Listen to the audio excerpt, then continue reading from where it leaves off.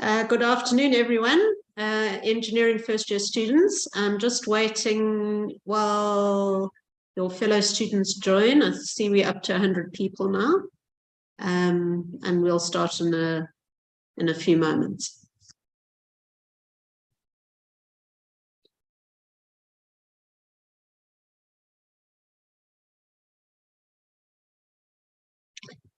Okay, I think we'll get going. I'm going to hand over to my colleague, Swastika Maney. Swasti, over to you. Thank you, Sally. Good afternoon, everyone. I am Swastika Maney, the PRO for Science, Engineering and Agriculture at UKZN, and it gives me great pleasure to welcome you to UKZN. First of all, congratulations. I know making it here is no easy task, especially given the unusual circumstances you have been through in the past 3 years. But I promise all the hard work that you have put in over the years to arrive here was worth it. This afternoon, we have put together quick but succinct presentations of what you can expect in your first year and for the next 4 years. Please note that there will be staff members answering questions in the question and answer section and not in the chat feature. The question and answer feature at the bottom of your screen, please use that rather than the chat feature. And now, without further delay, I hand you over to Professor Glen, who is the Dean and Head of School of Engineering, to welcome you. Prof. Bright, I'm going to load your presentation. Thanks very much, Swastika. And while you're loading the presentation, a very warm welcome to ladies and gentlemen, maybe some parents as well, and of course the future students and new students. I see some hearts climbing up from the bottom of my screen, so that's quite encouraging that you love us already. So thank you very much for that. So as a lot more have just arrived. All right, so my name is Professor Glen Bright, and I'm the Dean and Head of School of Engineering at UKZN. And it's my pleasure to introduce the school, the discipline, and just to give a little bit of an insight from our clusters. Next. Right, so a little bit about the university. As you've probably seen when you've seen the web pages and you've been online, we are the premier University of African Scholarship as part of our mission and our vision. And we're one of 6 engineering schools or faculties in South Africa that offer engineering across the board. When I say across the board, we have 7 disciplines of engineering broken into 4 clusters. Most of you would have already selected your type of engineering, whether it be mechanical, chemical, electrical, electronic, computer, civil, or agricultural engineering. And then, of course, we also have the land surveying. We have buildings specifically designated for the clusters. When I say we have a cluster, some of the engineering disciplines are grouped together, like electrical, electronic, and computer engineering are clustered together. Mechanical is on its own, chemical is on its own, and civil engineering, agricultural engineering, and land surveying as a cluster. So we have the 4 clusters. There are various rating organizations or schools around the world, and we are in many of those in the top 500. And if we're not in the top 500, we're definitely in the top 1,000. We're in about the top 2.5% of universities in the world, which is a good achievement. There are also various rankings where they rank the university's engineering departments or schools. And on recent surveys, we've been ranked up at the number 1 position or thereabouts. So we're very pleased with that. Thank you.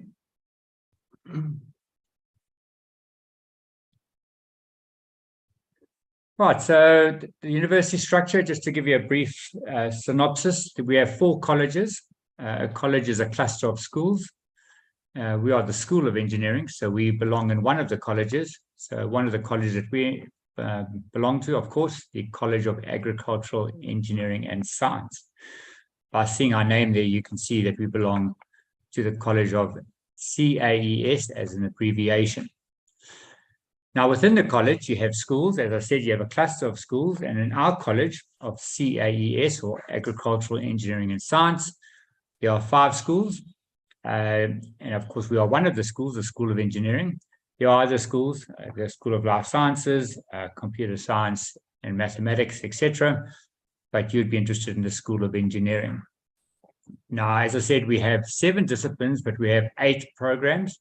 Why do I say that? Well, we have 7 engineering disciplines, which I've mentioned already, and the 8th one is the land surveying discipline. I see the hearts are going up well, so that's good. Keep it coming. Engineering Access is also a way of coming into our program. Engineering Access is a 5-year program where the degree program is spread over 5 years, just to lighten the load a little bit for students who might be struggling or who find it a little bit more difficult. But of course, there's a lot of tutoring and assistance over that 5 years where we just lighten the load a little bit. Thank you.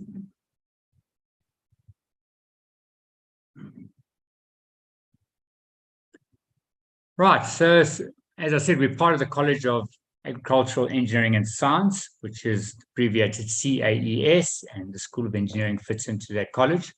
Notice that I always reinforce things I say.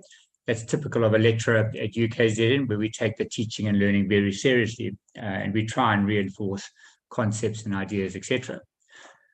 Within the college, there are about 45 areas of specialization.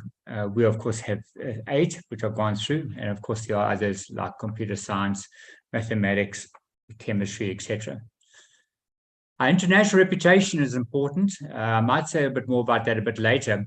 But the degree that we have is accredited with the Engineering Council of South Africa. And that council is signatories to the Washington Accord in the United States or the US. And it's probably the highest accreditation body that can accredit a degree or university engineering degree. What does that mean for you? Well, what it means is that by having an internationally accredited degree, you can go anywhere in the world and you are able to gain employment or sit for an interview or continue with your higher degrees at master's and PhD level, because your undergraduate degree, which what you're doing now, has been achieved, or you have achieved that degree at a university that's internationally accredited through the Washington Accord, through the Engineering Council of South Africa. So that's very important. What's important to note is that degrees are not accredited by the university. Degrees are accredited by a professional body, and there's always a bit of confusion about that in the public. The public thinks that a university accredits a degree. It's the professional body of the degrees that accredited degrees. So the professional body for engineering is the Engineering Council of South Africa, abbreviated ECSA, and you can go onto their website, just Google EXA or ECSA, and you will find our name there as University of KwaZulu-Natal, UKZN, and you'll find that all our degrees are accredited. So that's an important concept or an important idea to consider when you are looking at a university. But you've already chosen us, so I'm sure you know that our degrees are internationally accredited. We have very high standards, not only at our undergrad degree, which is what you're doing, but also at the further higher degrees, the master's and the PhD levels. We pride ourselves on our research output. UKZN has been one of the top performing research universities in the country for quite a while now. And we are a research-led institution, which means we, of course, drive our research, and a lot of our curriculum development comes off our research, which means we keep up to date with the latest trends. For example, the fourth industrial revolution, which you're hearing about now, trends in artificial intelligence. So we are doing a lot of research in this area, rocket propulsion, and a number of others. And by doing research in that area, that feeds into our curriculum, so the students are exposed to some of the latest technologies and techniques which can be found around the world. Now, the teaching and learning is not just about coming to a lecture and listening to a lecture and walking out. We have very good support. We have academic development officers. We have teaching assistants. We have tutors. We also have special sessions that are run after hours or during the breaks. So these are the kind of things that you need to find out about. I'm sure you will fairly early on.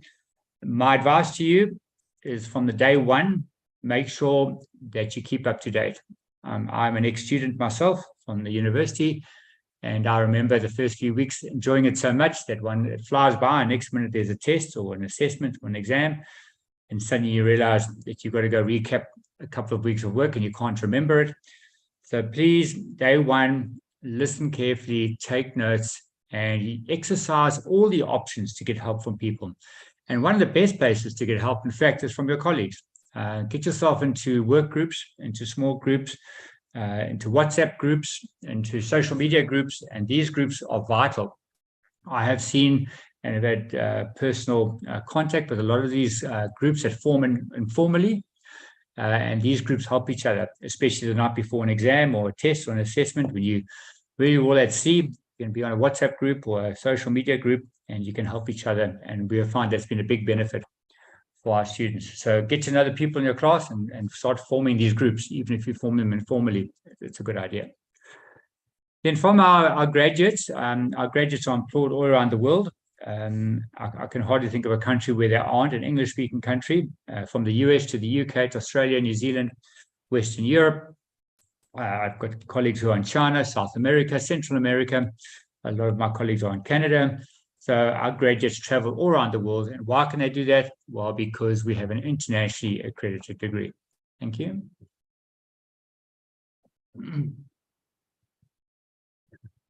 All right, so we've spoken about the fully accredited degrees. As I said, you can go onto the Engineering Council of South Africa webpage, which is our professional body, and you can, of course, have a look through that.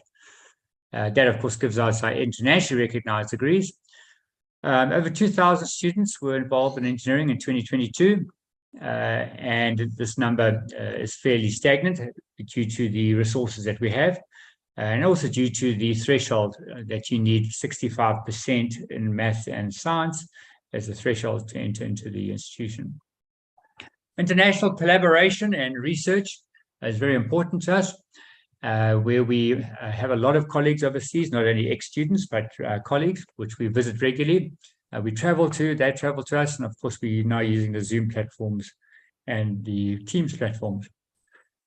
Now, the average pass rate is approximately 80% in our modules, which is very good.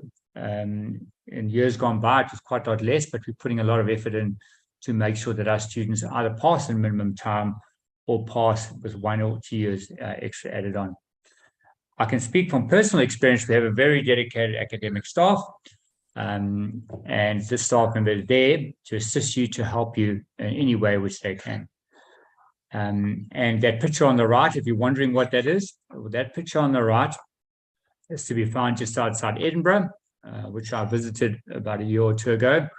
I don't know whether the team realized that they'd put it there, but that's a fulcrum leverage system which picks up boats on the bottom and rotates and takes the boats up to the top of the canal, and the boats go off there. And that's a very unique canal lifting system in the world, one of the most unique, found in Scotland, designed and built by mechanical, electronic, electrical, and civil engineers. A nice piece of equipment there.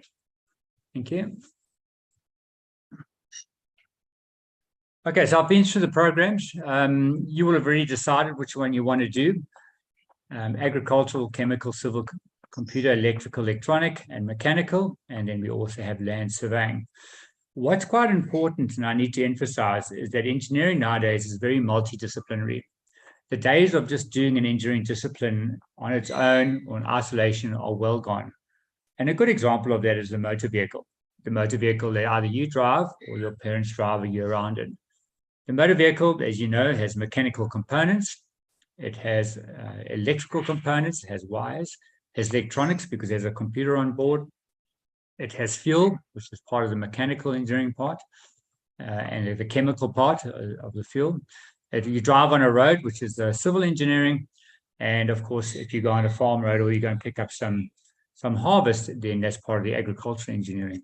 So a motor vehicle or farm equipment, if you want to use example, are so multidisciplinary now that they use almost all of those engineering disciplines. And now that's a challenge for us, is that we've got to make sure that you as a graduate engineer graduate knowing and being able to realize and to recognize that you're part of a multidisciplinary environment, and engineers don't exist on their own.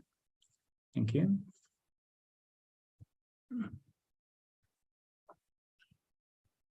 So, as you know, students are admitted to a program of study. You would have done that through your admissions to the CAES, etc. We have a limited number of spaces, but at the moment there are still some places, most of the programs. So, of course, people continue to apply. We require a 65% or more pass rate in mathematics and chemistry and physics, or mathematics and science. And you would have already got that if you're in the program. It is possible to transfer, but under certain circumstances. Sometimes after the first year, people think they'd rather go into another discipline. You can transfer. There are requirements, however, there are conditions, and it's not an automatic thing. The first basic requirement is that you must have passed everything in that first year. You can't have failed some subjects in first year and then start jumping between disciplines. That's certainly not allowed. But if you get an average of over 65% and you have passed all your modules, it is possible after first year to transfer. Generally, after that, you wouldn't transfer because the subjects become specialized in second, third, and fourth year. So that would be much more difficult to do. But after first year, there's a possibility. Thank you.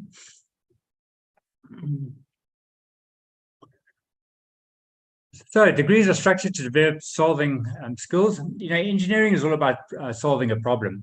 Many years ago, man wanted to go from one point to another. So he had a problem. How does he move from one point to another? So man developed the rail system, man developed the motor vehicle. And then when man wanted to go even further, he had a problem because how does he go across the ocean? So man researched and developed the ships. And then he went even further. He then researched and developed the airplanes. And then man looked up in the sky and he saw the moon and thought, well, that's a good idea. We'd like to go there. How can we get there? So in 1969, as you know, the Americans landed the Apollo Space 11 on the moon, and man was able to travel on the moon. You may or may not know that a South African CEO, Elon Musk, is currently putting together the program to go to Mars, because man has now looked at Mars through a telescope. They want to travel there, but there's a problem. How do we get there? So Elon Musk and Joe Benzo and other rocketeers are developing technologies to go to Mars. So we're there to solve problems. However, being an engineer is a long road. You start with the basic sciences and communication, you move into engineering sciences, and then you go to design, modeling, project work. And essentially it involves critical thinking. We want to develop your critical thinking skills, and we want to develop your research skills. By doing that, it allows you to be innovative, allows you to be creative, and it allows you to make a contribution to the engineering and science world. As part of the degree, you don't only do math, physics, science, chemistry, and those core courses. We also bring in other courses, which is a requirement by our professional body. So we bring in courses like management, entrepreneurship, business management, etc. And in fact, in final year, there are free electives where you can even go and take something like classical history, or you can take a language like French or Spanish or whatever. So there are a couple of free electives that can be taken in the final year, but the core courses remain within the disciplines, and you have a couple of management courses on the side. That triangle there is quite interesting. It's just a triangle in terms of your logic thinking, about remembering, understanding, applying, analyze, evaluate, and create. The main thing is to retain knowledge. So you retain knowledge and you use that in problem solving. And if you can do that, then you can be a good engineer. Thank you. So we have a progression system at the university. And of course, people can't come and then fail year after year after year. They do need to progress through that. I'm not going to go into too much detail about that because you're only moving into first year at the moment, so you haven't encountered that. But essentially, in the first semester, you're taking 72 credits, and within the year, you've got to meet 144 credits. You need to pass 56 credits worth per semester.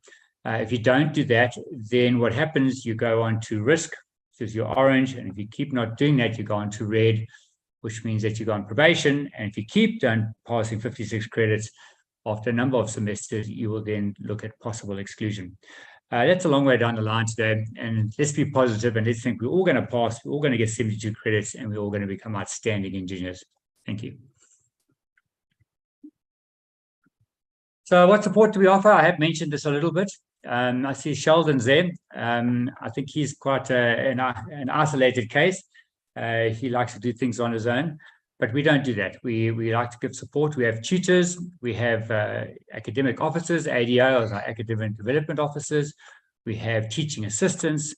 We also, there's an array of people who can help you. And please remember that. So when you have been with us for a couple of weeks or maybe a month and you're feeling a bit overwhelmed, please don't be afraid to speak to your class rep. Your class rep will have been elected. If you don't want to do that, speak to your lecturer.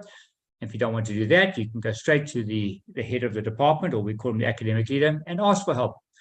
One should never be embarrassed to ask for help. It's the people that ask for help that go the furthest. And we completely accept and encourage questions. Questions is what the university is all about. People who sit quietly and don't answer questions never advance as well as people who ask questions. People who ask questions go further. People who don't ask questions fall behind. So ask questions. There's a lot of support to help you in various ways, from counseling to academic support, to student support, and to psychological support. Thank you. Okay, so in conclusion, you've done well at school, and we welcome you to the University of KwaZulu-Natal School of Engineering. Of course, I've already emphasized you need to work hard for the next 4 years. It's an extremely challenging degree, but extremely satisfying degree once you get it. The challenge is worthwhile, as we said, and you'll be entering a world where we have Bugattis and Ferraris, and of course, rockets and various other exciting tools which you'll come into contact with. With that, I'm going to come to the end. Thank you very much for listening to me. As I said, please go through your structures as you need when you need assistance. And when you have got no more place for assistance, you are welcome to come and see me. Thank you very much. And thanks for the hearts and the claps and the ice creams. All right. It's my pleasure now to introduce the academic leader of teaching and learning. Now, who is an academic leader and what is an academic leader? Well, an academic leader is the person who leads the program. They coordinate the program, they assist the program, and they are highly involved in the rules and regulations of the program. Now, the academic leader of the program of engineering, that's the whole program, is Professor Dillip Das. I don't know who's with us. Yes, he is. He's with us. So Professor Dillip Das, can you come in? And welcome, Professor Dillip Das, our academic lead teaching and learning. I'm going to hand over to you. And thanks very much for everybody for listening to me. And good luck for the year 2023. Thank you. Thank you, Prof. Welcome to our students. My sincere and hearty congratulations to all of you to choose our engineering disciplines in our school or in the university. My name is Dillip Kumar Das. I am the academic leader of teaching and learning, as Professor Bright has said. I'll be taking you through the various rules and regulations, do's and don'ts, what you are required to do while you are studying in this university or in the school. So I'll be brief, but I would like to emphasize that this is very, very important. This is going to guide you through your whole degree, and perhaps if you miss something, then you'll be in trouble.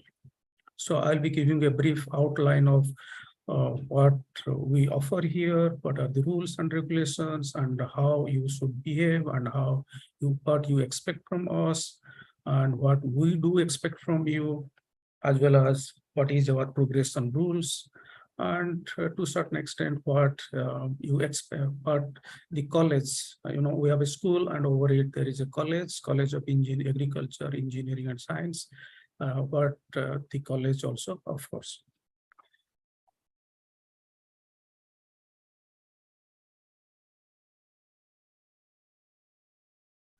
Okay, so let us first talk about what is engineering and why it's important.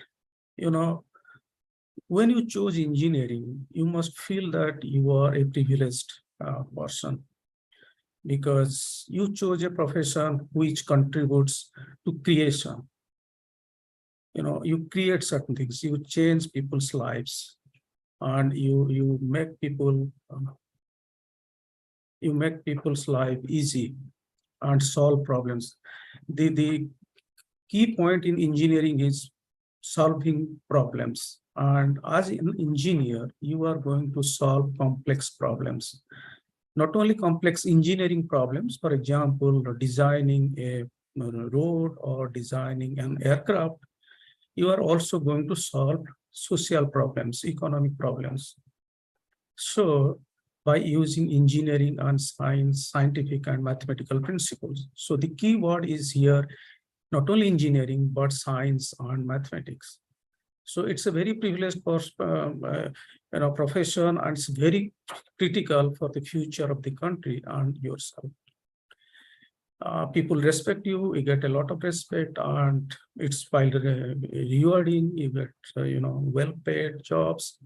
But the problem is, it is very tough. The degree is very tough. The 4 years you are going to follow or pass through is going to be difficult.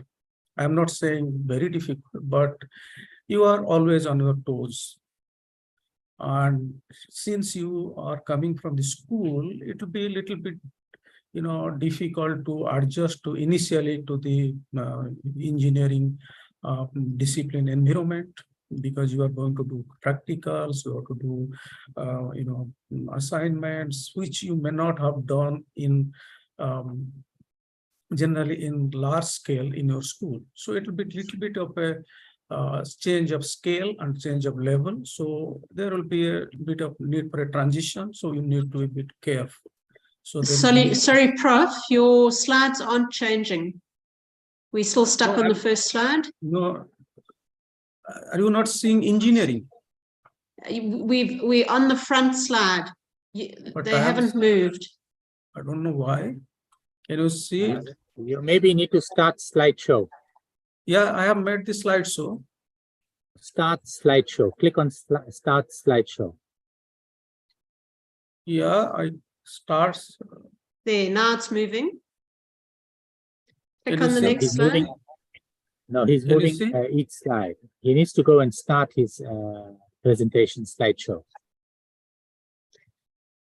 I'm on the second slide. Can you see? The slide that says engineering, yes. Yeah. Okay, that's fine. Okay, just let me show the slide. So is it showing? Now go to the top where you got home, insert, design, transitions, animation, slideshow. Click on slideshow and say start slideshow. Okay, let me just see design slide. There is a slideshow. Yeah, click on it. Okay. From beginning. Can you see now? Yeah, click on it. Yeah, I clicked on it. Yeah, but it should open up the whole screen as full slide. Okay, carry on. Let's see what happens. Is it showing the second slide? Engineering. Yes, it Yes, is, it is. Prof. Okay, thank you.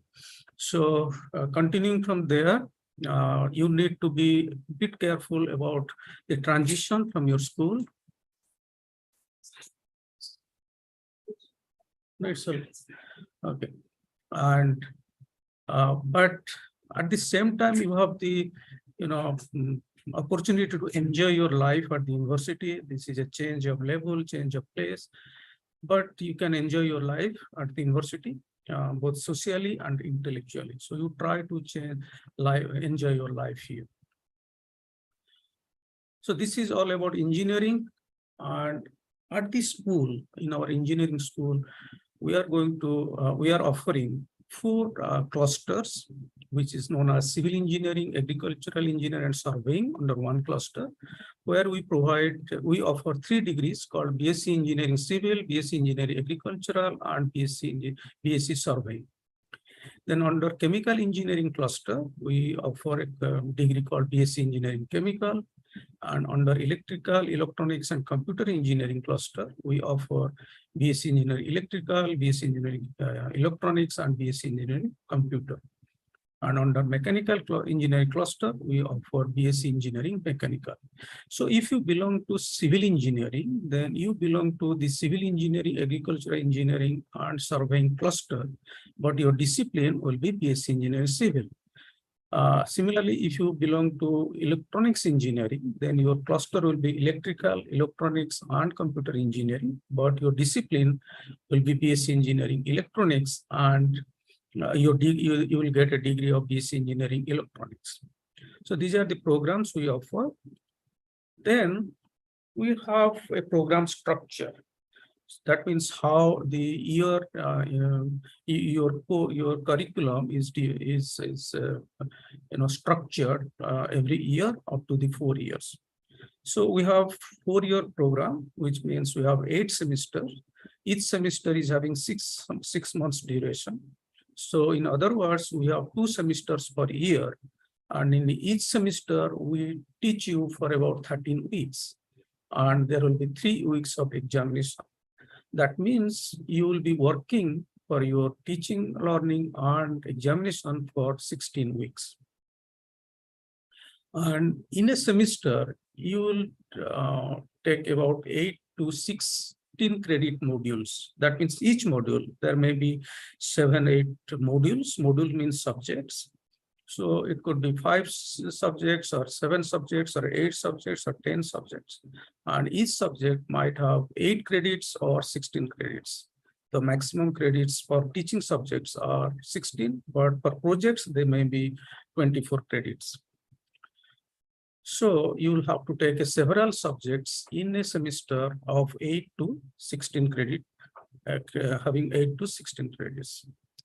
And you progress from first year, then to second year, from second year to third year, and third year to fourth year.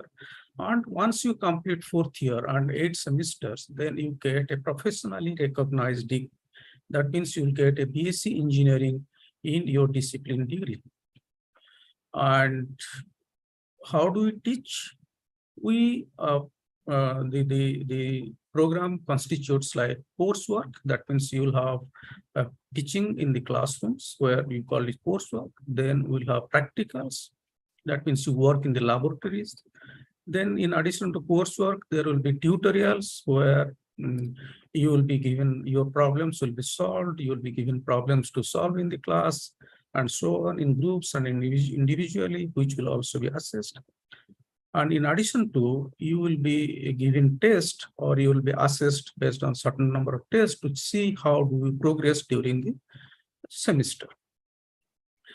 Now, after that, you have to write a main examination or supplementary examination. If you fail the main examination, then you might have an opportunity to get a supplementary examination. But in order to write the main examination, you need to have to fulfill a few conditions.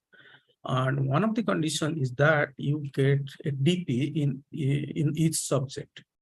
And what is DP? DP means duly performed. I will discuss about duly performed in a little more detail. So you have to have a duly performed or DP before you write the examination.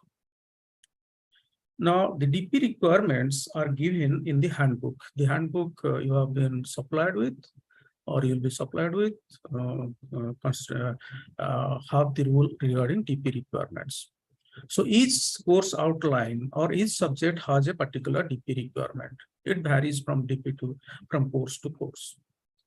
Then you must meet the DP requirements. And if you are not meeting the DP requirements, please don't wait until the end of the semester, and you have to take interventions or measures to meet the DP. Otherwise, you will not be eligible to write the main examination.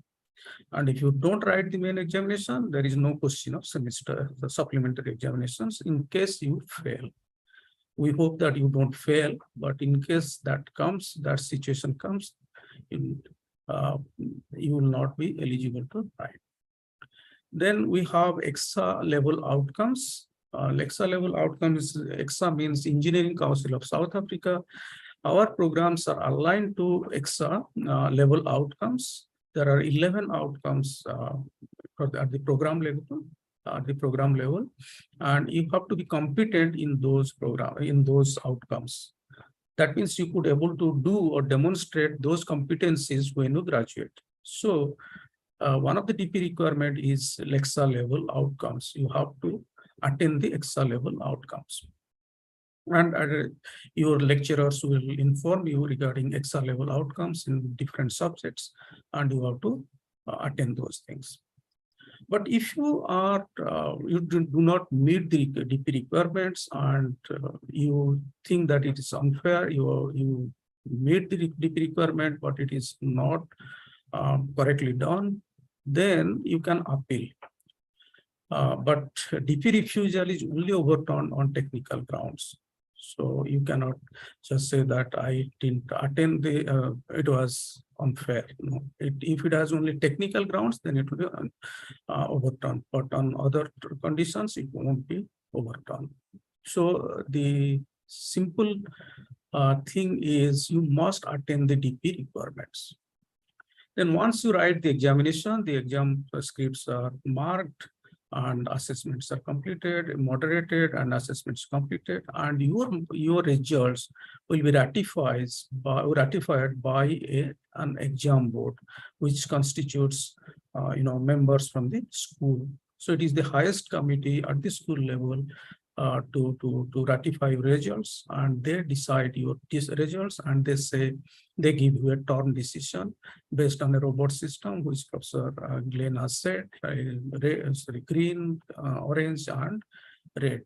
Based on your performance, you'll get a green status, or you'll get a risk status like orange, or a red expulsions.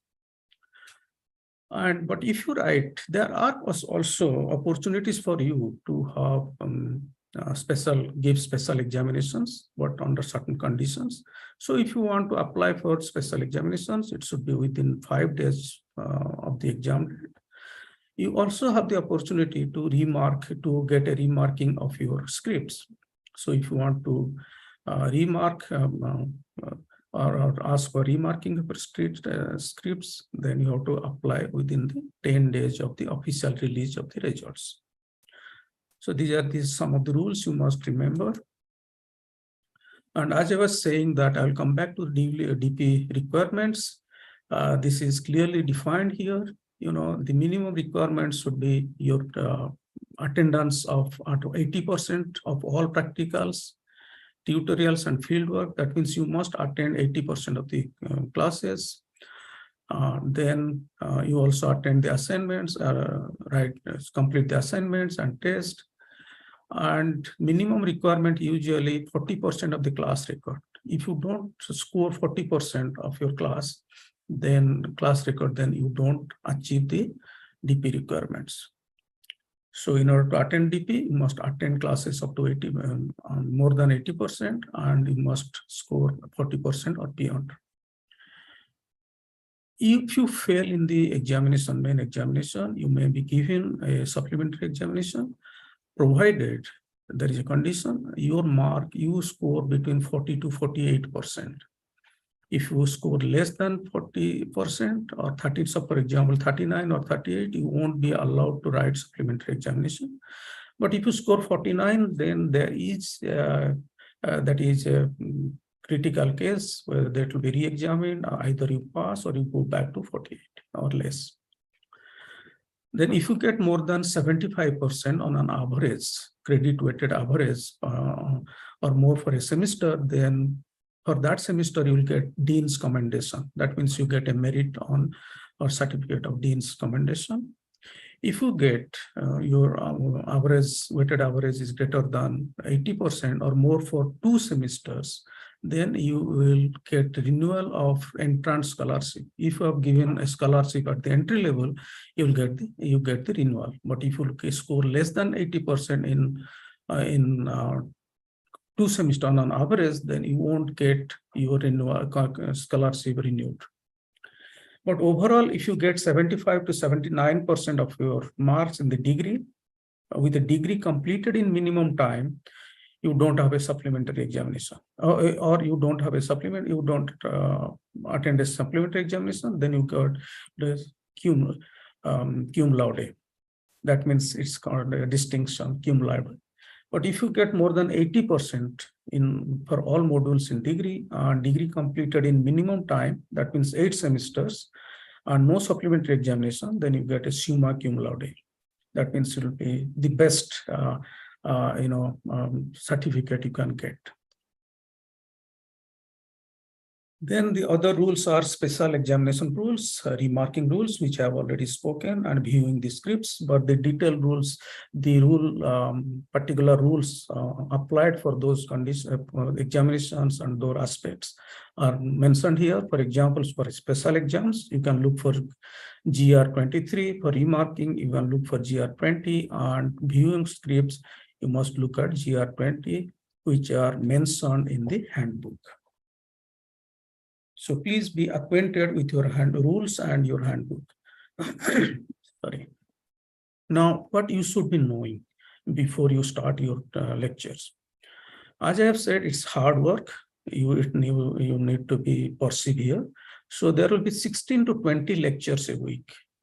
That means you are going to attend 16 to 20 lectures and 3 to 4 3-hour practicals or tutorials. Usually the tutorials are on the afternoon. So that means you are going to get 16 to 20 lectures and also 9 to 12 practical or tutorials, which will be conducted in the afternoon. So overall, you will have about 32 classes in a week. Just a rough estimate. Our first lecture starts at 7:45 a.m. very early in the morning, and our practicals end at 5:15 p.m. That means in the afternoon after 5 p.m. There will be no teachers meeting or parents meeting or report card. There will be continuous assessment that include tests, assignments, and so on. And then you need to earn a DP. So this is very important from your point of view. You have to become aware of this and also practice or even make your time management according to this. Then how you can help yourself. As I'm emphasizing, this is hard work, but perseverance is needed. So you have to work efficiently, consistently, and effectively. And since in a semester you are going to register for 72 credits, that means 72 credits means you have to work for 720 hours for an average student. That means you are going to work for 60 hours a week or even more if you want to do well. So it looks quite daunting, but that is what it is. And every one of us has gone through it. So it's not so difficult, provided you plan well. If you have a problem, whatever it may be, it may have a technical problem, you have a financial problem, you have a social problem, you have a teaching learning problem, you have a practical problem, try to resolve early. Don't leave it. Always please consult your lecturers if you have that problem, and be sure that what you should do. Don't leave it late. And if necessary, if your problem is not solved at the lecturer's level, then you can also consult your program coordinator. In each program, there will be a program coordinator, and we have academic leaders, as well as you can consult academic leader teaching and learning, in this case, I, or even the dean. So you have a protocol, you have opportunities to consult different structures and different people to solve your problem. As we know, in universities, we have a social life. We have all gone through it, and we also try to enjoy it. But try to enjoy your social life, and it's important, but do it in moderation so that it doesn't hamper your teaching and learning or your career.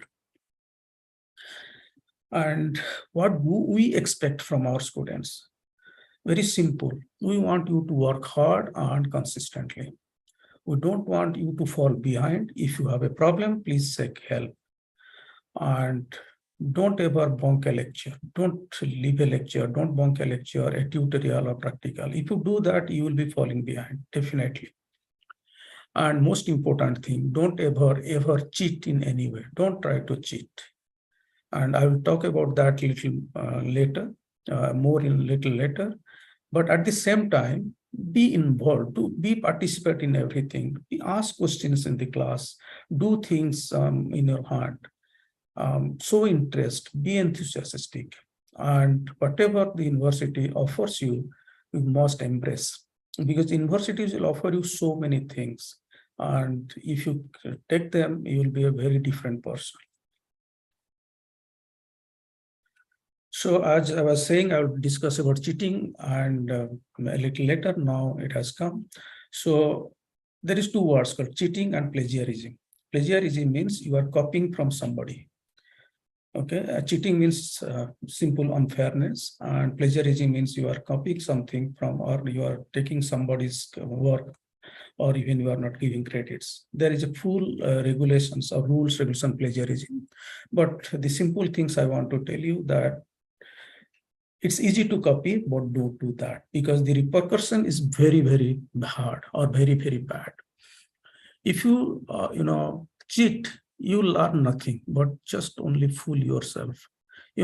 Engineering is not about getting a degree, but about doing things or able to deliver things when you go to the field of work or world of work.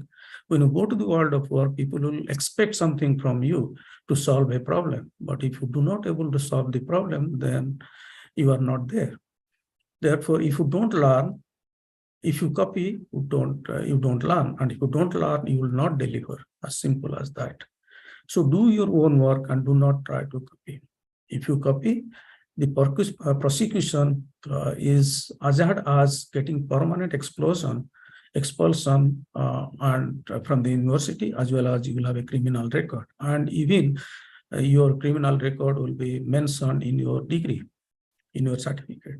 So don't try to do any kind of unfair, any kind of cheating or adopt any kind of unfair means.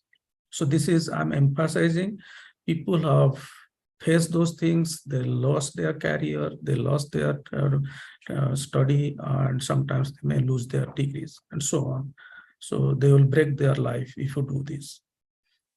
Please don't do this. What you can expect from us. Like we expect something from you, you must also expect from us. And we always try to give quality education. We promise quality education with high standards. Our lecturers, our infrastructure, our facilities are of highest standard, even equivalent, you can say comparable to in world standards or international standards. We provide you a very nurturing environment where you will grow. You have every means, every facilities to grow here. We will deal everything with professionalism, integrity, and fairness. Don't say a thing anybody will treat you unfairly or with dishonesty. No way. We will always treat you professionally and with respect. We respect our students, and we are also tolerant. We will listen to you all the time, irrespective of how difficult it is and how daunting it could be. We also will provide you a very multicultural environment. Life is very colorful, It's you find different cultures, different people, and different habits. So you'll find a very multicultural environment. And we, as a university, pride in ourselves, our students, and our university. Our students, our pride. So this is all about teaching and learning from my side, but at the same time, I will discuss something about progression, which is very important. I have just given you some indications previously. Now I'll talk about it fully. Now, progression means going from one semester to the next semester, and 1 year to the next semester. So from first semester to second to third to fourth to fifth to sixth to seventh to eighth semesters, you have to go through, and then or 1 to 4, first year to fourth year, and getting your degree. So that is known as progression. And we have a progression rule, and there is a requirement. So per semester, normally you will register for 72 credits. That means for 72 hours of normal student life or learning. And you have to pass those 72 hours. But at the minimum, you need to have 48 credits. If you fail below 48 credits, then you are in red. So you will not be progressing. But if you get below 56 in a semester, then you will be put 56. You will be put on risk. If you have more than if you have got 72, then you will be green. But if you get below 56 credits, or if you pass less than 56 credits, then you will be at risk. But if you get less than 48 credit per semester twice, 2 consecutive warnings, then you will be expelled or you will be excluded. You will not be allowed to register further. But after the first warning, you may have the opportunity. You have the opportunity to appeal. Appeal means you will appeal that you will be or request for readmission under certain conditions, which may be allowed. I say may be allowed under certain conditions. It's not guaranteed. So we'll look into your condition and see if you can be allowed. And if you are allowed, then you will be readmitted under probation or under certain conditions. And if you don't meet those probations in the second time and you fail again, then you'll be excluded permanently without any appeal. Means excluded without any appeal. Then if you don't really cope up with engineering and we see that you're really not coping up, then the committee or the school may redirect you to the college or the university may redirect you to another college or institution as relevant. So this is our progression rule, and at the end of 8 semesters, you will get a degree, and in some cases, you also get a certificate of merit, which means you have done exceedingly well and will give a certificate of merit.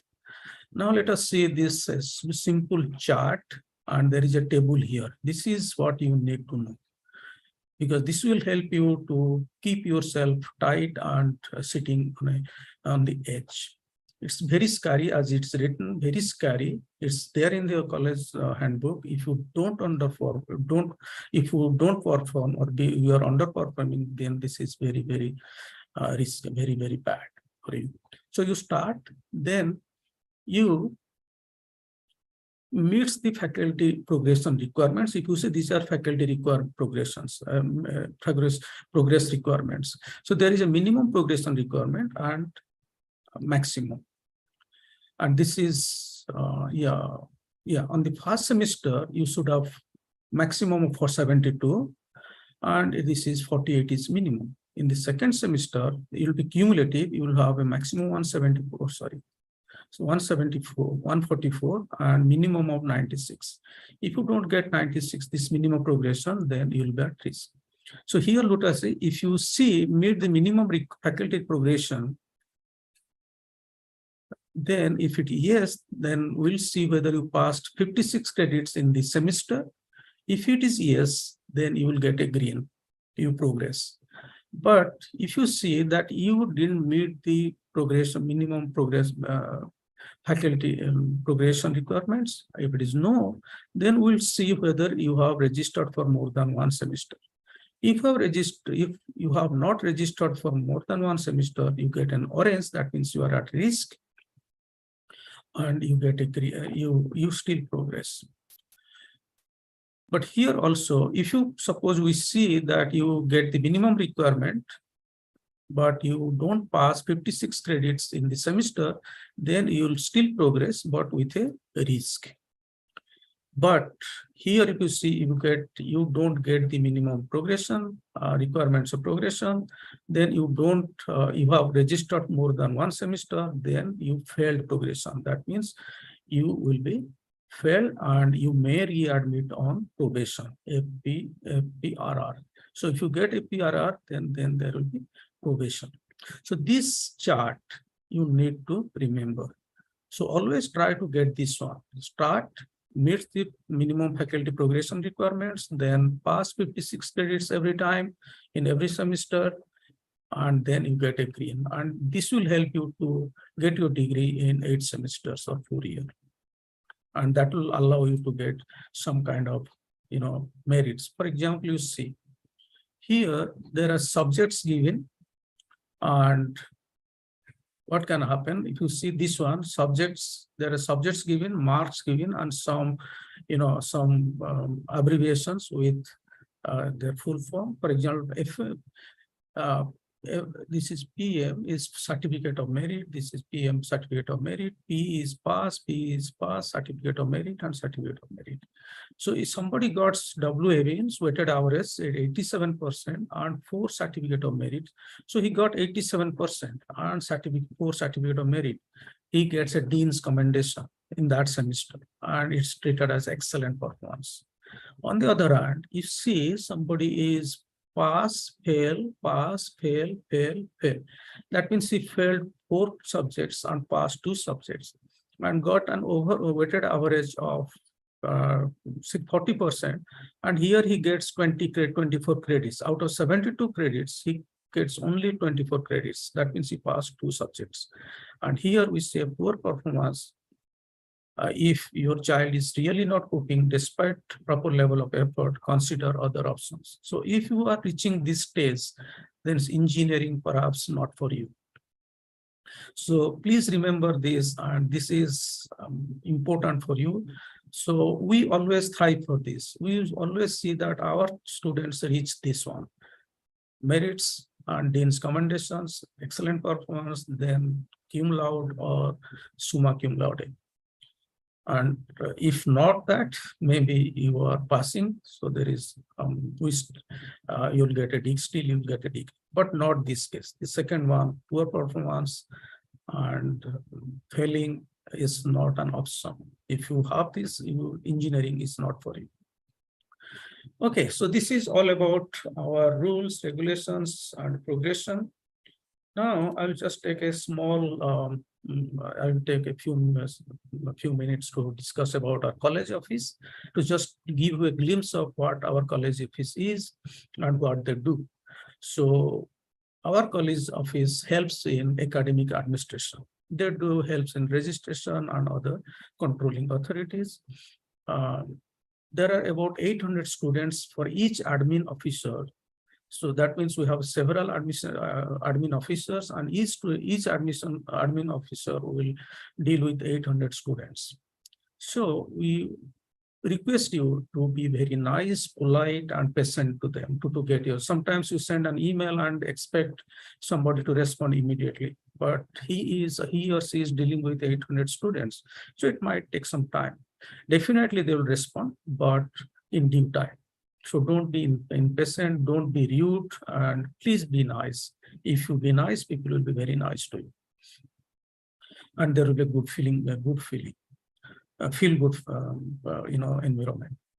Then they do a lot of things. For example, they do the applications, helps in applications, they do the orientation. This is the orientation at the school level, and they also do at the college level. Then they help you in registration every semester. You are going to register at every semester, and they are going to do that. If you have a problem with the DP, they will also listen to your DP appeals. They help your graduations. The most important thing, at the end of 4 years, you are going to get a degree, and that is their responsibility to give you a degree and make your life. And if you want to withdraw, then they help in withdrawals from, suppose you want to withdraw from some subjects, then they also help. They also conduct exam board. Exam board means your term decisions, your results, they finalize or authorize your results to be published. And they also deal with exclusions. So if you are not doing well and you have a problem, so if you are likely to exclude, they are dealing with that. Remember, exclusions or any of these things are very seriously dealt, very elaborately dealt, discussed. Sometimes you may be thinking a decision is made on superficial or on whims. No, every decision is very, very carefully taken after due deliberations, due process and protocols. So if you are thinking or have an assumption that no, people take whimsically or without any respecting rules and regulations, that is not the case. That will never happen. So everything, whatever you are seeing here, the college office and the school office and the disciplines, takes things very seriously according to rules and regulations and according to protocols. So this is all about what I wanted to say. I hope this will assist you in your journey of engineering for 4 years and later. My best wishes to you are from myself and on behalf of the teaching learning community and the school. Thank you.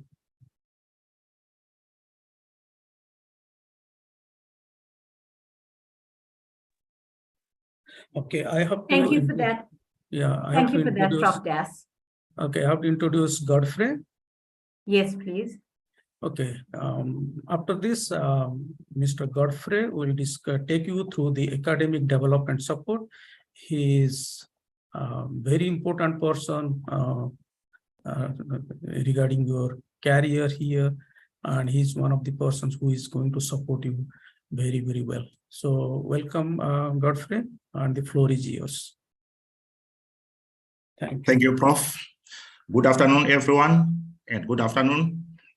Welcome to the School of Engineering, and thank you very much for choosing the School of Engineering as your place of study. Right. My work here is going to be very simple today because most of the aspects have been already touched by the Dean and the academic leader of teaching and learning. As you have heard, engineering is tough, difficult, but others have already done it. That means you can still do it as well. And how can you actually do it?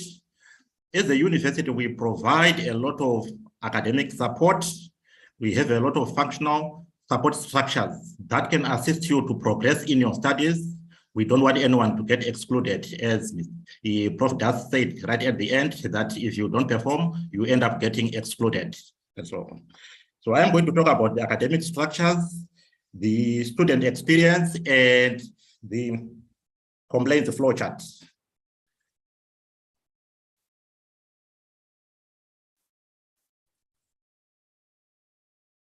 On the academic structures,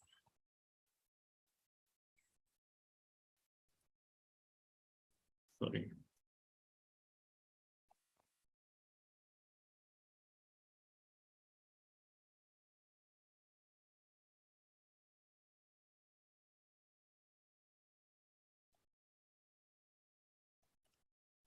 I'm trying to move my slides, it's not really moving.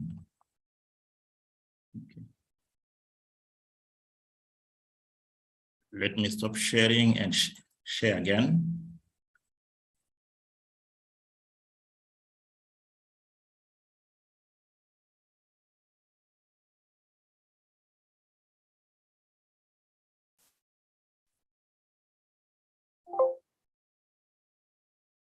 Share slide.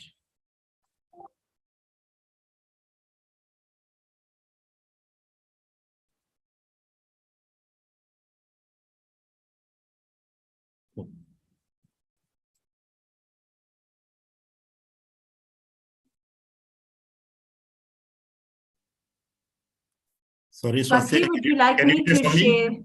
Yeah, can you share for me, please? Yeah, sure. I'll share for you. Because it is frozen. No problem. Okay. Okay, thank you. On our academic structures, we have the course lecturer or the course lecturer who is the first person in contact who is responsible for the modules that we have registered. Each and every module, there is a course lecturer, and so on. And apart from the lectures, the tutorials, the practicals, there is a consultation time. You should always consult with the lecturer whenever you have a problem. And again, there is a head of program with the program coordinator. Whenever you have a problem, you can contact the program coordinator. But before you contact the head of program, you should contact the course lecturer. Then we have the academic leader of teaching and learning. Besides the academic, we also have the academic leader, the cluster academic leader.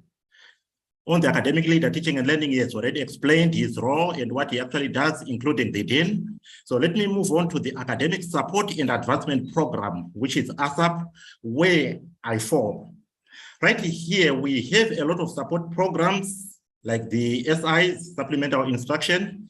We run hot seats. We run report writing and reviewing. How do we come up with these programs? That is what is more important.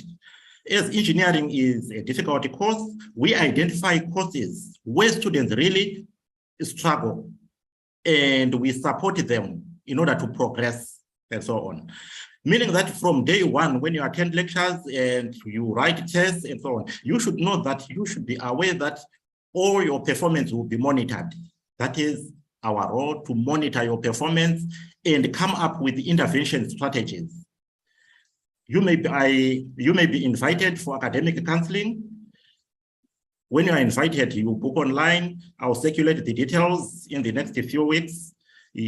All the details on how to book for academic counseling, how to attend the SIs, how to attend all our support programs, and so on.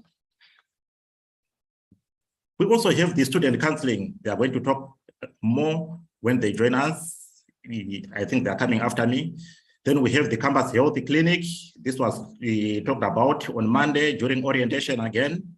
We have the peers, formal and informal, very, very important indeed. Just like what the dean said at the beginning, you should have WhatsApp groups. You should form other groups besides the WhatsApp. It can be with the people within your class or outside your class, within the university, wide university. And also we have the class reps. On the part of class reps, we take them very, very serious indeed. They play a very, very important role in your academics, right?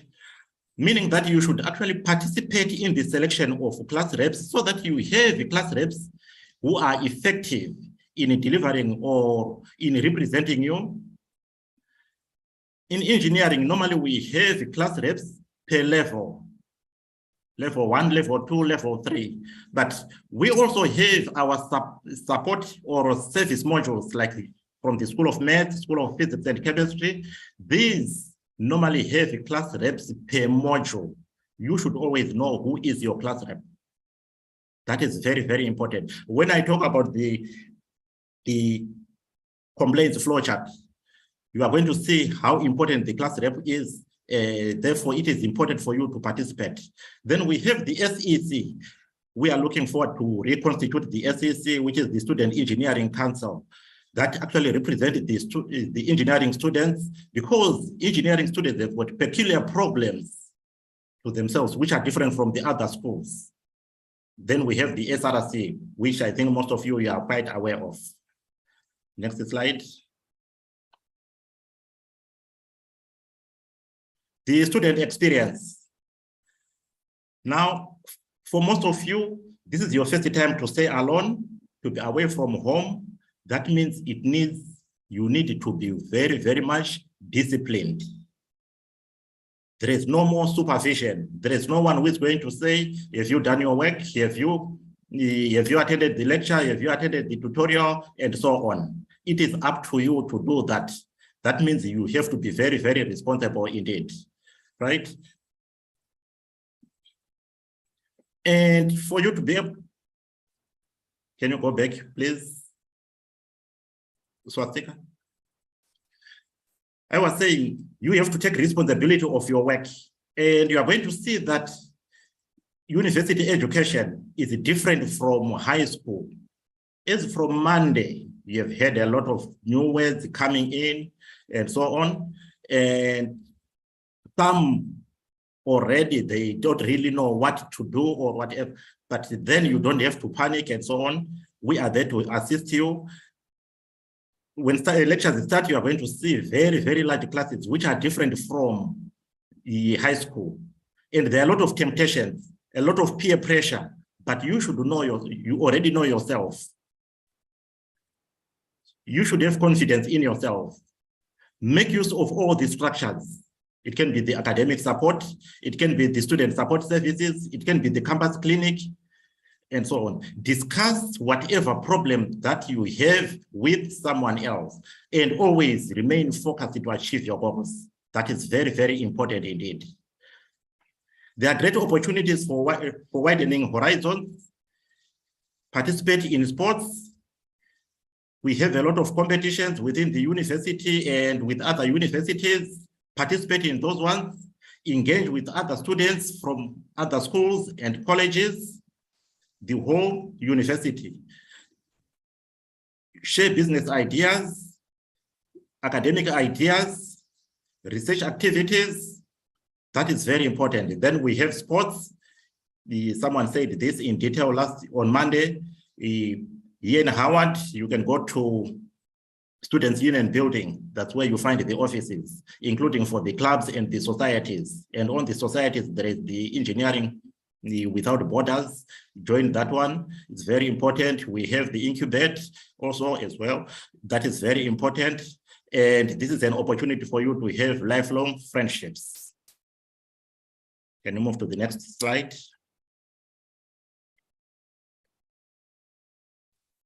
On the complaints flowchart, we are very, very considerate, and we always attend to whatever problem that you raise, whether as an individual or as a group. But each problem, there is a channel that you have to follow so that your problem can easily be attended. And once you are registered like now, make sure that always when communicating with the university structure, use the student email account. Use the student email account for identification purpose and so on. Right. When it is an individual problem, academic problem, you just contact the module lecturer or the module coordinator. The module lecturer will solve your problem. If the problem is not solved, then you can move to the program coordinator within your discipline, the discipline that has been spoken about by Prof. Within your discipline. If the problem is not solved, you can move to the academic leader, cluster academic leader. What are some of the examples of the individual problems? We have an error in the capturing of marks, or you missed an assessment and you submitted a medical certificate, but nothing has been done. Therefore, you have to contact the module lecturer so that, or you remind the module lecturer, so that you will be given a response on what to do next and so on. If it is not solved, you can go to the program coordinator. Then from there, you go to the cluster leader. If not attended to, that's when you can move to the academic leader of teaching and learning. But I believe that by that time, the problem should have been solved. Then still, as a student, you may find that as a class, you have problems, similar problems, like we have service courses, the chemistry and physics, from School of Mathematics, and then we have engineering modules. There might be a clash of test dates.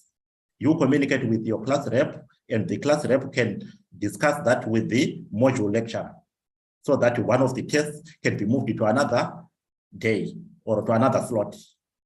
That is very important indeed. That is a class problem. So you should be able to identify which one is a class problem, which one is an individual problem, and know whom to talk to, and so on. Then, as I was talking of the SEC, then we have the SRC. Yes, we have the SRC, they assist the students in many ways, but when it comes to academic issues, lecturing issues, and so on, those are mainly for academics. And so on. Then when we have psychosocial problems, we have the student support services. That is the student support services that are going to talk after me. You can see on this structure, I'm not indicated right here. What does that simply mean? Whenever you have a problem and you don't know where to go, contact me. I will share the details with me in the next week. I'll start sharing with you, as I'll be informing you about our support structures, support programs, and so on, right? You contact me whenever you have any problem. We don't expect anyone to send direct emails to the dean or to the DVC or to the VC without following these support structures and so on. Thank you. Okay.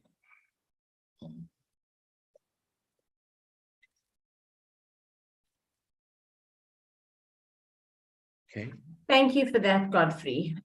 As Mr. Marumure has just said, as well as Prof. Bright in his welcome address, the university has a myriad of support structures available to you and to help you to wade your way through this new world that you find yourself in. One of these is student support services, and Prashna, Singh and Nqobile, Kwenyama will now introduce themselves and explain to you a little bit about their services. Thank you, Swasti, and good afternoon and welcome to everybody.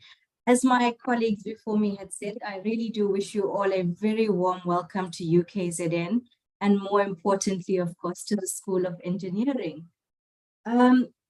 So as Swasti had mentioned, my name is Prashna Singh, and together with my colleague, Nqobile Kwenyama, we're going to be introducing you to your student counselors that are based at Desmond Clarence Howard College, and as well as what are the services that we offer as the student support unit at UKZN.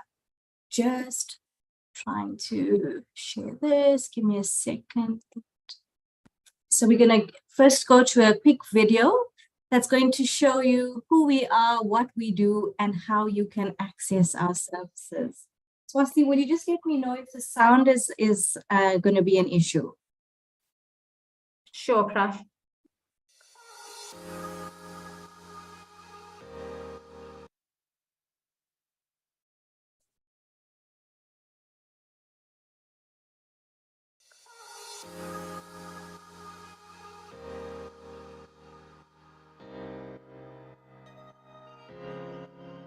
Welcome to Student Support Services. In this short video, I'm inviting you to learn more about who we are, what do we do, and how you can access our services. Who are we? The College of Agriculture, Engineering and Science Student Support Services are located across campuses of UKZN. We are in Pietermaritzburg, Westville, Howard, and Sidara. Student Support Services is a counseling and development service offered to registered students in the college. We are responsible for ensuring the holistic well-being of the CAES student population. And we do this by assessing, diagnosing, and intervening in a range of academic, career, personal, or development problems that students experience.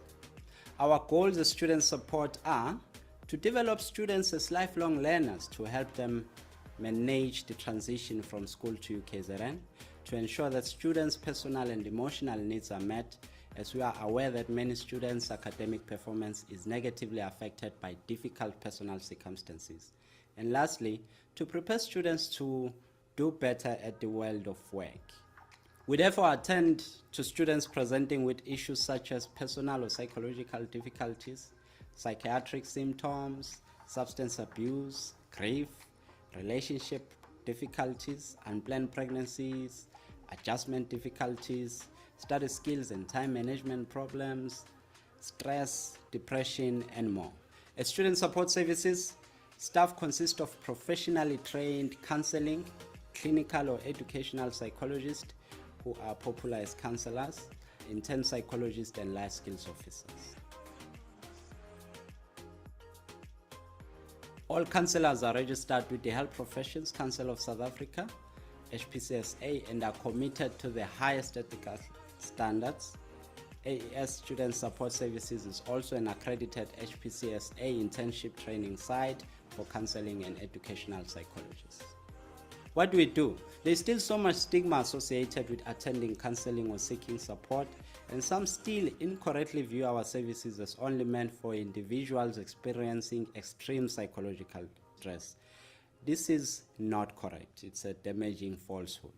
As a student, you'll need support at different stages of your academic career, and it does not always have to be if something is going wrong or worrying you.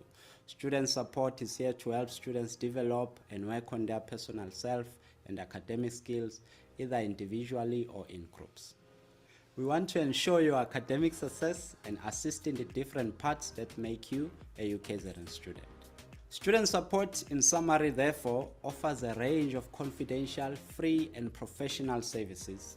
Some services offered at student support services are individual counseling and psychotherapy, academic risk assessments, psychological assessments, crisis management, career assessment, group work or therapy, life skills workshops, for example, stress and time management, note-taking, examination and test skills, employment skills, budgeting and nutrition, career decision-making, and a range of other programs.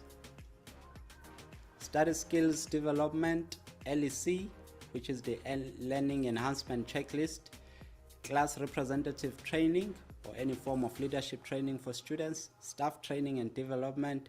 We also do teletherapy if face-to-face counseling is impossible.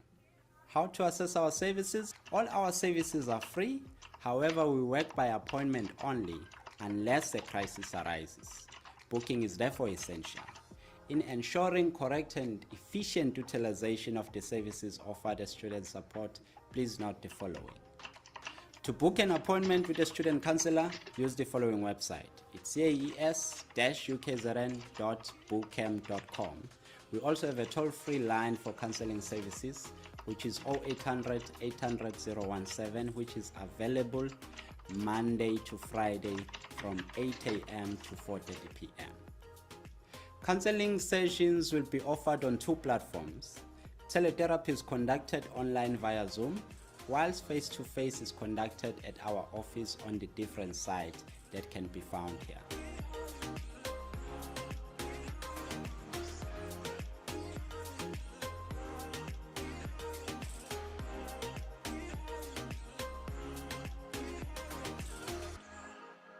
You can also contact us and find more information via these platforms. Our generic email address is aessupport@ukzn.ac.za.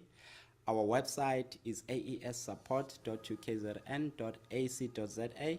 You can also find us on Facebook at ukzn.caes.sss. And Instagram, you can follow us at CAES_student support services. We look forward to hearing from you, and thank you.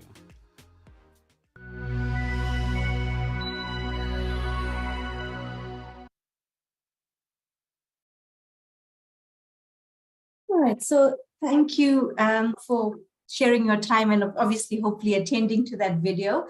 I'm sure you've also attended the previous 2 days orientation program, so you have become familiar with all our other colleagues on the different sites. But for you as an engineering student specifically, you have two dedicated psychologists based, like I said, on Desmond Clarence. And that is, sorry about that. And that is myself, Prashna Singh. I'm one of the counseling psychologists. And of course, we've got Nqobile Kwenyama, who's the educational psychologist.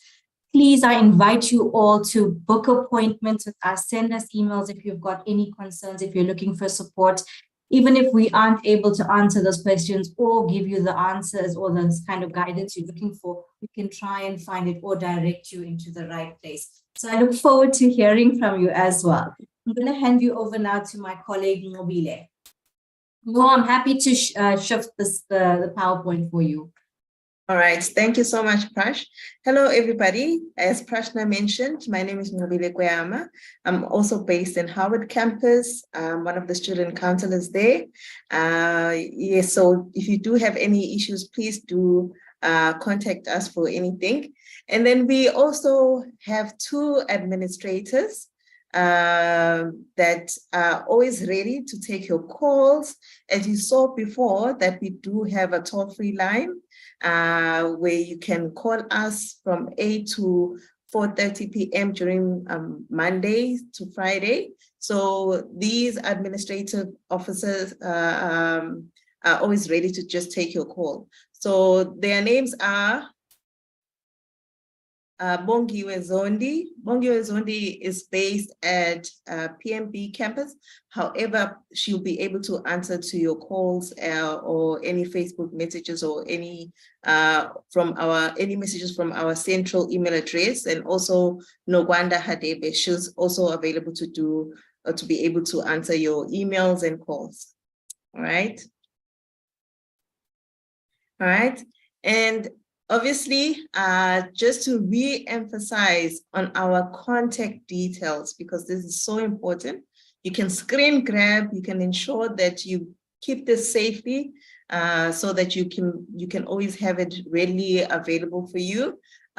We do have a website that you can go into, and we have a lot of resources there, a lot of information that is going to be so useful for you.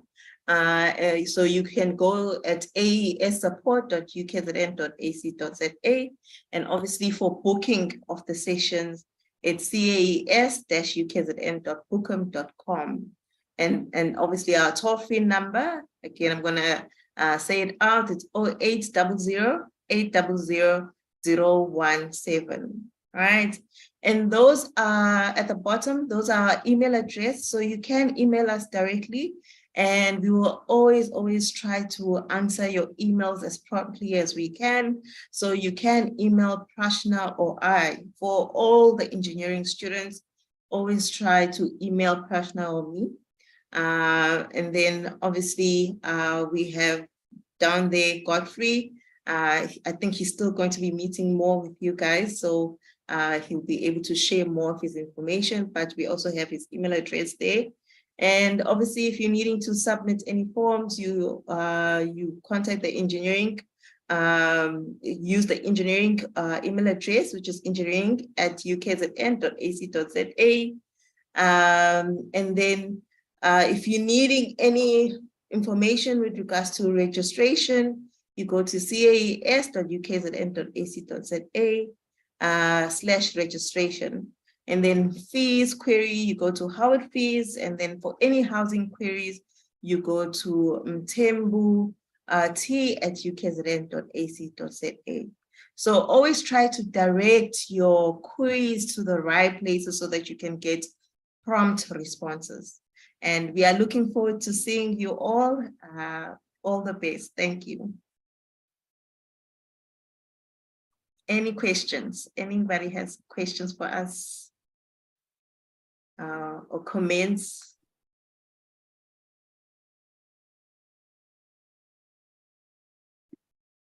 Okay, thank you, Nko and Prashna. I appreciate that. So we have quite a few questions on the question and answer section about students are not sure where they should go to on the first day of lectures. I will answer that for you shortly.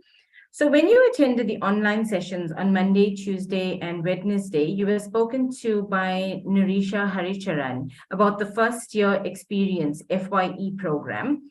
If you missed the information about the FYE program, it is on the orientation and teaching and learning website.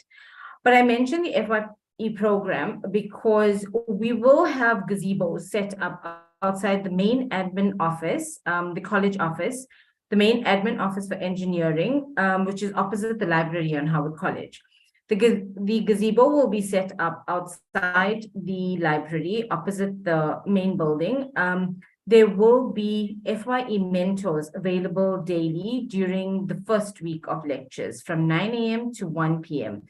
If you require any assistance in terms of finding venues, lecture rooms, help with reading your timetables, how to read your timetables, etc., please make use of these FYE mentors. They're available from 9 a.m. to 1 p.m. in the first week of lectures in these gazebos. They'll help you to find venues as well as how to read your timetable. On the first day of lectures, you will follow your timetable and go to your first lecture in the lecture room that is on your timetable. So just the questions about what you do on your first day, you would go to your first lecture in your lecture room. And if you need any other help thereafter, in your free time, you can go to the gazebo and ask the mentors for assistance. We've also put together an orientation booklet, which is available online, and I'm going to put the address into the chat feature right now. I will also show it to you on the website, but we have put together a booklet which has important contact information, your textbook list, and other vital information you will need. The link has been pasted into the chat feature already. You can have a look there. I urge you to browse this page. It has a host of information. I'm just going to share my screen and show you. It has a host of information that will assist you. That's the orientation booklet. There's academic monitoring. It has the academic support structures, which we've covered, your first year, your FYE experience program, how to access your timetable. And then there is also the other page, which is, let me just get there.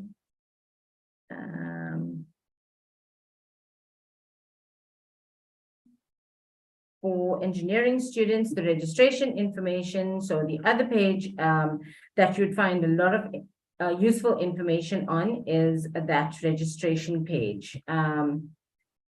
So I urge the students to please visit that page and have a look at all of the information that is there for you. Now, to end today's session, I would like to hand you over to Dr. Mohamed Khan from Electrical, Electronic and Computer Engineering, who will chat to you and end today's session. Thank you for attending. Thank you, Swati. I'm assuming you can hear me? Yes. Okay, excellent. Guys, I don't want to repeat what everybody else has said, but I just want to say welcome and congratulations. It's really, I can see from the chat that everybody is very nervous. Everybody is not sure what's happening, what to do. I think Swasti just gave you the guidance you need. If you go to that orientation website, it'll kind of give you all the kind of pointers you need in terms of where you need to be, where's your timetable, who do you need to talk to. But even when arriving on your first day, just remember that there are people out here to help you. So make your way to the center of campus, which will be our library, and you're going to find people there who's definitely going to be able to assist. So the reason why I wanted to maybe chat to you guys today, and in particular to the electrical, electronic and computer engineering students, was to let you know that initially in the first semester, you may not necessarily see us. You guys signed up to do electrical, electronic and computer engineering, but here you are on campus and all you're doing is physics, chemistry and maths. Now, there's a reason for that. The physics, chemistry, and maths that you're going to be doing is going to be something that you're going to build upon in your engineering degree. For those of you guys who are not electrical, electronic, or computer, even if you're mechanical or chemical or civil and agricultural, it's the same for all forms of engineering.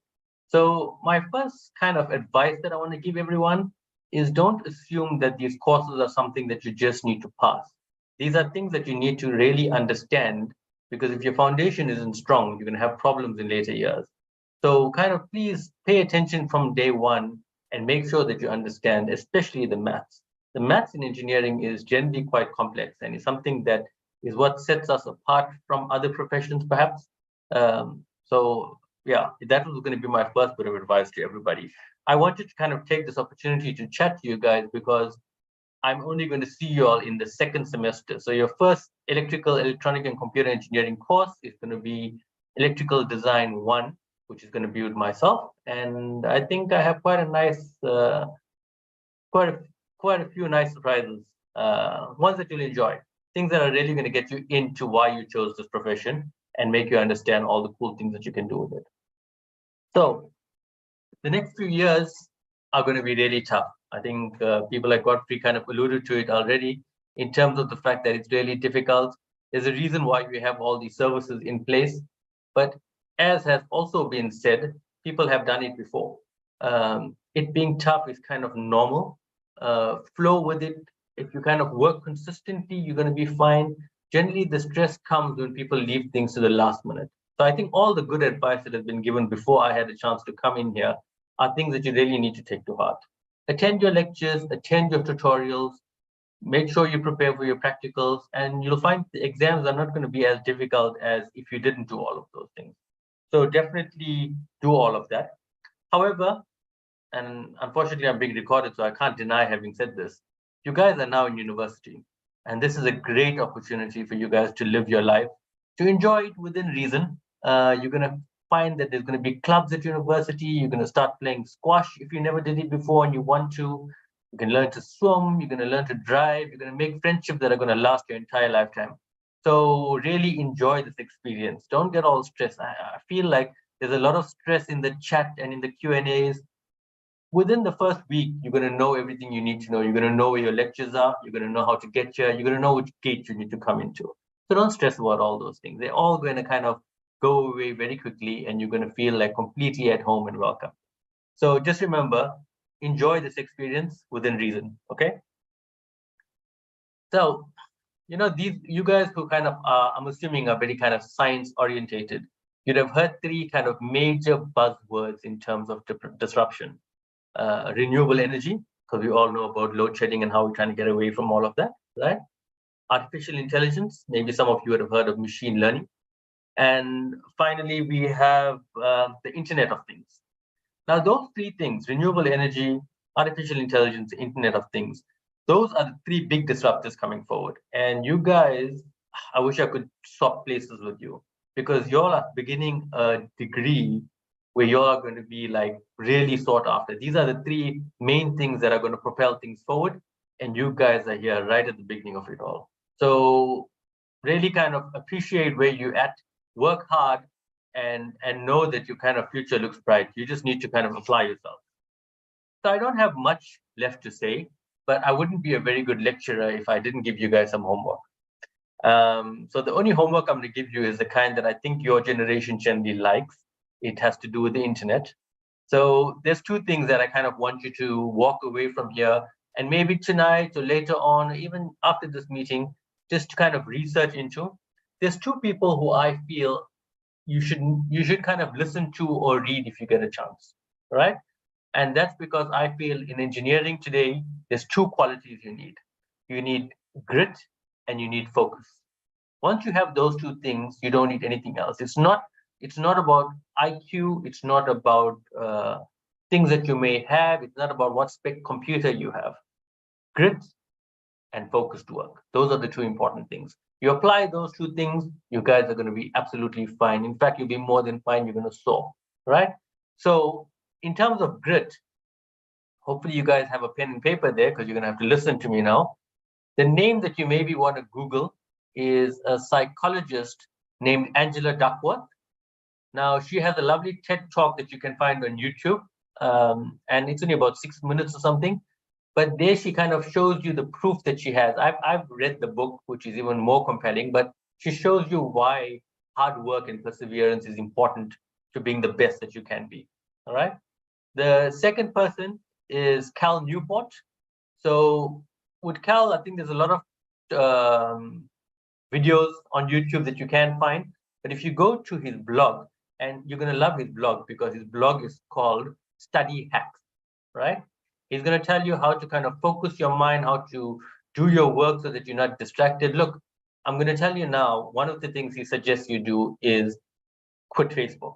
Now, I don't have a Facebook account myself, but I'm not in your generation. And I understand that how our priorities may be different.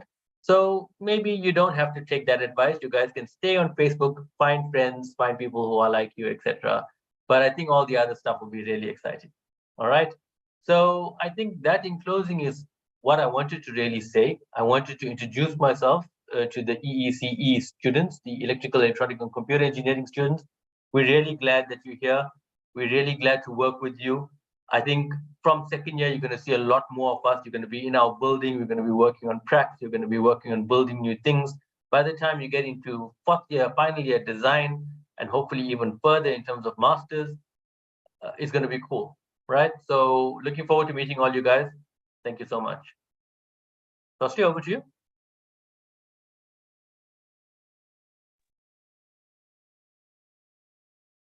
Thank you, Mohamed, and thank you very much, students, for attending this online session. I urge you, as I said, to have a look at the website to get more information and find contact numbers in the orientation booklet for the different sections, such as student housing, the financial aid, and student funding. Everything is available in the booklet, and we will see you in the corridors of engineering. Thank you. Bye-bye.